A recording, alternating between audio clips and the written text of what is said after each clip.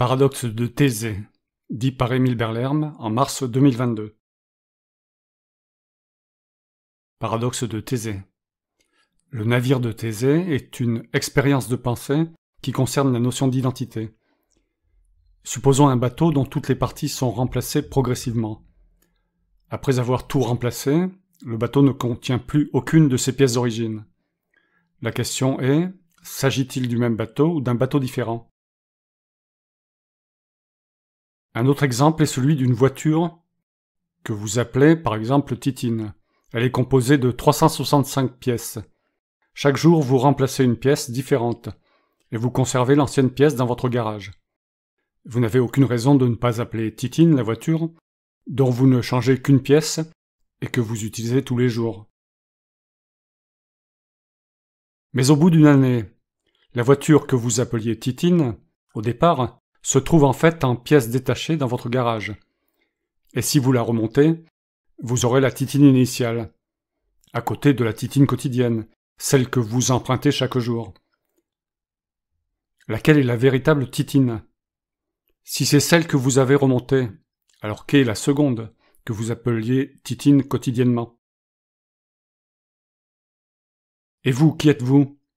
Puisque toutes les pièces détachées de votre corps, cellules et autres molécules ou atomes, se sont envolées quasi littéralement, pour être remplacées par la nourriture ingurgitée chaque jour.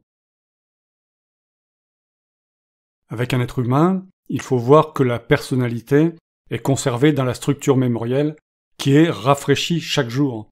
En fait, ce rafraîchissement est constant, même pendant le sommeil. C'est pour cela que nous conservons notre soi-disant identité, alors que chacun des éléments atomiques de notre corps a été remplacé. Par contre, la structure mémorielle, et même la corporelle, elles, sont à peu près respectées.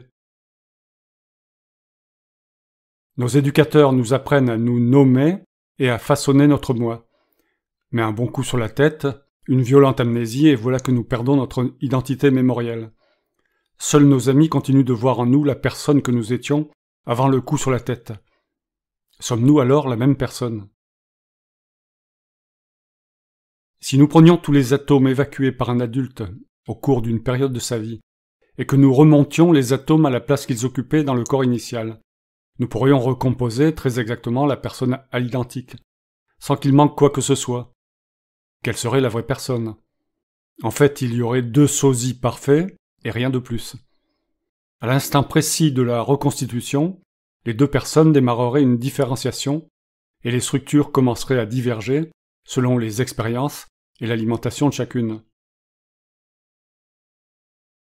Au niveau de la mécanique classique, les éléments que vous remplacez semblent les mêmes, mais au niveau de la mécanique quantique, ils sont évidemment différents, puisque tout tourne constamment, rien n'est figé. Cela donne un renseignement utile sur le fonctionnement de notre pensée, et c'est que celle-ci basée sur la mémoire est nécessairement, comme la mémoire, structurelle. On peut en dire autant de la conscience, de la perception, des sensations, qui constituent la pensée comme toutes les fonctions mentales et les connaissances. Et si vous n'aviez pas compris où je voulais en venir, en ce qui concerne l'innocence d'exister, peut-être faut-il se poser la question de la reconstitution permanente de notre être physique, donc intellectuel, tout au long de notre existence. Reconstitution passablement défectueuse et non maîtrisée par nous-mêmes, qui débute dès notre fabrication intra-utérine, conduisant à notre extinction finale au bout du toboggan fatal. Fin. Émile Berlerme.